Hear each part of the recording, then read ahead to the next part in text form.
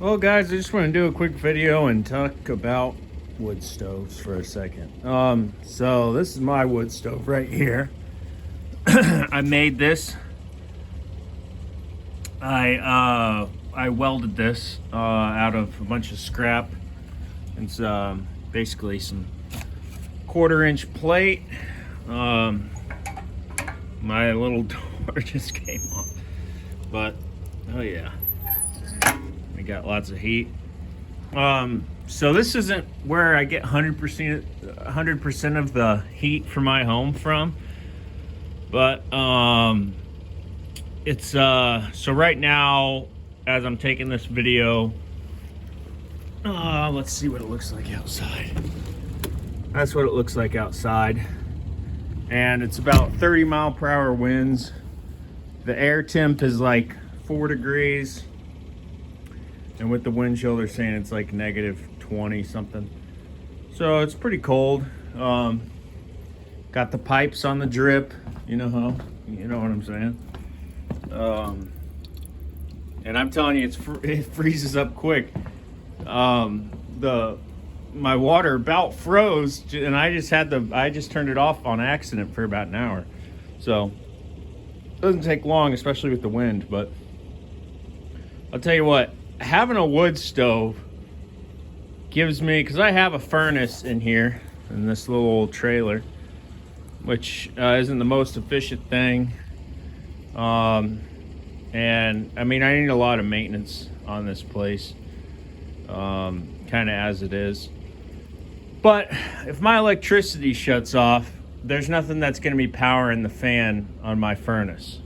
Okay, so if one of the transformers freezes up and breaks, there's nothing that's going to be powering the fan on my furnace. I guess as a backup, you could have some propane. You could put some propane heaters inside and all that. But I don't know, to me, there's nothing like having a wood stove. First of all, it doesn't matter how cold it is. You're not going to have nothing's going to freeze up on a stove, at least that I've heard of. I guess unless your chimney outside ices over, but I feel like if it's that cold, you probably already have a fire going, so that's probably not going to be that big of an issue. But I'm sure it's happened. That pot on the top is for humidity, by the way. So I see a lot of those teapots on the wood stove. It's for it just puts some humidity back on there, because they do dry it out in here pretty good. But wood is always gonna burn no matter how cold it is.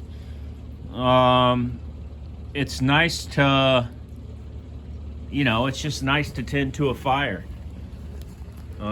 Just flat out, at the end of the day, the heat is different from a wood stove. I know it sounds like one of those just old wives' tales or whatever, but the heat, if you ask me, it's just different from a wood stove. So I love having this. I would highly recommend, if you're able to put one in your house, to put one in. It's just, I don't know, it's a peace of mind. And hey, if you're trying to save some money, you can split up your own wood. And then, on the weekends, like honestly, during the winter time, I've got my furnace set. I've got my furnace set down here just under 60 degrees. So, at night, I don't really worry about, this isn't the most efficient stove by any means. I've got a flue on it. A little door that I put on actually just came off. I accidentally hit it with a piece of wood. So it's kind of, I don't really have, this just happened, so I got to get some way to regulate the airflow in there. But I had a little door. But I keep my furnace a little below 60. So when I'm home, it's keeping it, it's not letting it freeze in here or anything like that. And then when I'm home, I get this thing burning, and it's nice and toasty in here. And then during the when it's cold on days like today, I got this thing, blasting heat when I get home. And on the weekends I got it home, and then half the time my furnace, if I'm home most of the day, like on weekends and stuff like that, I won't even have, the furnace won't even kick on. So wood costs money, or you can split your own wood, but if you look around enough and you do buy wood, you can get it pretty cheap, especially if you pick it up yourself. But it's I just like having a wood stove. It's just nice to be, it's just having a fire going is nice. The smell is nice. Just everything's nice about it. And on these cold days when it's 30-mile-per-hour winds outside, where it just instantly freezes you up, and you can fire up the wood stove. You can set your boots next to it. Got my jackets hanging over there. It warms them up. Obviously you got to be careful. Make sure they're installed right. I've got I took up the carpet there, and I put tile underlayment, cement board underlayment. I put tile on top, and then behind there I have 2 things of cement board, plus this, that's just a scrap piece of siding I had. And then this is going, I've built a chase for this. So this actually goes through a bigger, this is 4-inch, and it goes through a bigger 6-inch pipe that as a chase. So it doesn't transfer a lot of heat through that window. This is cement board here. Cement board on the other side. I've got the thimble on both sides, and it's attached away from the house and everything. So I wouldn't, I don't know how, that's how I did it. I'm not going to tell you how to do yours, but I'm going to tell you better do some research. And you don't want to mess around with these things. You don't want to cut any corners, and don't cut any corners installing a wood stove, because I'll tell you what, that pipe, that chimney, it gets hot, and you set something on it, it's going to set it on fire. So you got to make sure you do this stuff right. You got to know what you're doing. Do your research. Ask around. They make all kinds of kits to install them in your house. But don't cut any corners, and if you just can't afford to cut any corners on these things. Plus, when you get them in, if there's one thing, like before I had the hearth done, I had it going, and you're not going to have the peace of mind that you want if you have something that you just don't feel comfortable with on your installation. So don't do that. You don't cut any corners on these wood stoves. And to me, this is just my favorite way to heat. If you had a nice newer one that's actually efficient, it would be even better. But this old metal box that I welded up does the trick. And sometimes I'll throw my coffee pot on the top, and you can kind of always have some hot water. Pour yourself some coffee, some hot chocolate, whatever. Throw yourself a pan of biscuits on there, let them roast up, and you're in business. So wood stoves, highly recommend them. Just be smart about it. You got to be smart about it. Okay, just don't get complacent. And other than that, enjoy your wood stove. I hope you guys are staying warm if it's cold whenever you're watching this video. It's pretty cold out here now. Planning on actually going out tonight and sleeping in this shelter I've been working on out by the river. We'll see if this wind, I don't know if it's as windy as it is. I might kind of want to stick around the house to kind of just keep an eye on the house.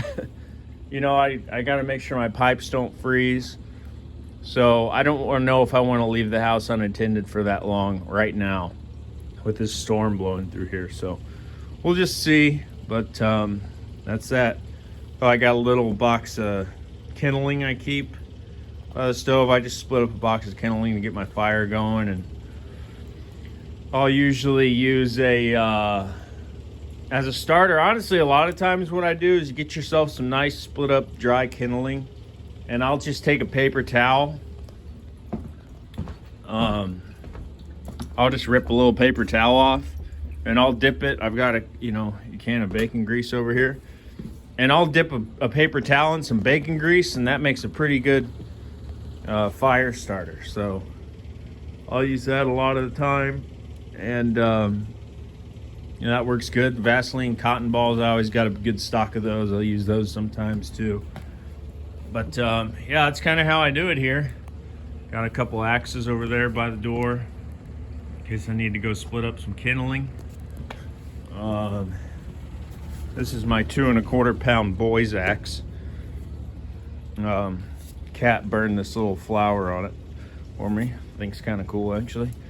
Refinished the handle of that with some boiled linseed oil. But I like this axe. It's basically a hatchet head on an axe handle. Maybe it's a little heavier than a hatchet head, but I like this axe a lot. So that's that. And there's a comparison of those next to my just larger splitting axe. So that's that. Keep yourself a little hatchet. Run out, split you some wood, get you a good basket to keep a stock of kindling in, and you got your matches, lighter. Keep my fire starters in that basket. So that's a bag of birch bark right there, actually. Whole trash bag full of it. But so that's kind of how I do it here. There's all kinds of these wood stoves out today that would, when I move out of here and build, have myself a little cabin, which is my next kind of plan of where I move, is I'll have a nicer stove in there, and I'll be able to have everything exactly like I want it, and I'll probably be running 100% pretty much heat, and have if you keep it inside, you give yourself a little propane heater. That's another little backup just to get you, per se off the grid. You don't have to go too far down that road if you don't want. But I don't know about you guys, but I don't mind, I don't have to, there's no bill coming every month for this firewood. There's no one ringing at my door. You might have to pay. Yeah, if you're burning wood every month, sure, you're gonna have to pay for it. If you split it yourself, then you're expending your time. Which time is money, but heat is money too. So, you know what I mean? What do you